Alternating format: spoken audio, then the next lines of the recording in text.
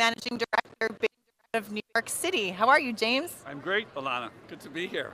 Yeah, how's your Vegas experience been going this year? It's actually been a terrific show. I think there was some concern about attendance, but based on what I'm seeing, there's a lot of activity in the booths, and I think my personal experience has been we finished 3 transactions, so overall very favorable. Wow, congratulations. That's wonderful to hear. Great, wonderful. Thank you. Yeah. So your primary focus is high-end luxury retailers as part of The retailers are much more aware of the importance of having the appropriate format in terms of the size of the stores. So generally, what we're seeing is much more downsizing, even of the flagship units on the part of the luxury retailers that generally feature less merchandise, so their flagships have been smaller in size, but I think we're seeing even smaller stores. And that's being driven primarily by the fact that a lot of the product offering is now available in an e-commerce context. There.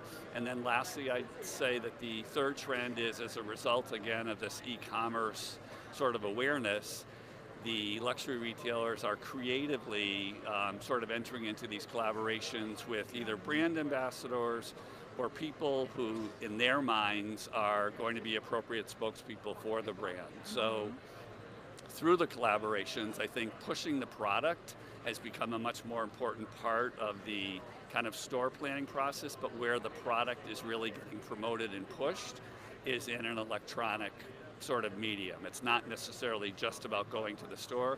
When you get to the store, it's a very exciting experience, but what's pulling the consumer to the store is what they're seeing online. So it seems like these luxury brands have really understood that it is the omni-channel shopping experience now. It's not just purely about walking into the store and making the purchase. That's correct. That's correct. And I think the more nimble the retailer, the more aware they are of that. Some of them embraced it very slowly. Some of them were very quick to the process. So you're seeing some disparity in terms of who's successful and who's not successful. But I think not that Nordstrom is a luxury retailer, but I would say they're certainly premium or approaching the luxury sort of sector, and they have been remarkably sort of successful in identifying what these new forums might be for making merchandise available to kind of different sectors of the economy, different consumer base.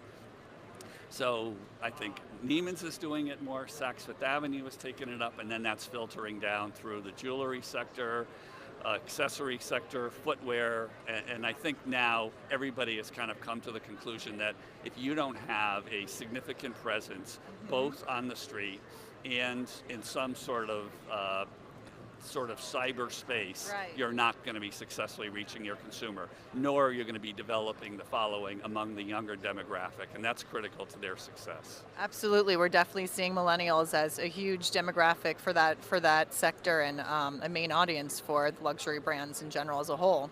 And so it seems like they're really trying to match that online experience with what they used to always have in the store so that it matches in both forms, both channels. Correct, that's right, and I think we all are creatures of habit, and what was so interesting to me in watching this transformation take place was if you wanted to look at the merchandise or what the merchandise was going to be, you would have to buy magazines, look at it there, and that was really the sole way of accessing what the product offerings are going to be unless you live near one of the stores, and now that's no longer required. So just think about what that's done. If you didn't subscribe to Elle Magazine, or to Architectural Digest, or to Fortune magazine, etc., you would never know about the product offerings. Now you don't need any of that print media, and suddenly this entire world of retail is available to you.